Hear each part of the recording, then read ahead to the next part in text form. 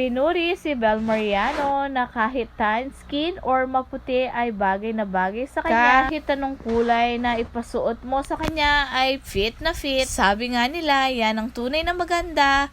Kahit anong isuot ay napakaganda at fresh pa rin tignan. Hindi lang pang commercial, kasama na rin sa kanilang teleserye ang kanilang inuundorsong produkto. Grabe, napaka-close talaga. Close na close sa elevator. Walang pinagkaiba si Bingo at Donnie dahil talagang napaka-gentleman din ni Bingo sa kanyang Ling. Dahil namataan na uupo si Ling, talagang todo ayos sa upuan, at ganun din si Donnie in real life kay Bel. Basta behind the scene ng dalawa ay talagang mapapasigaw ka sa kilig. Kita naman kung gaano sila ka-sweet dito.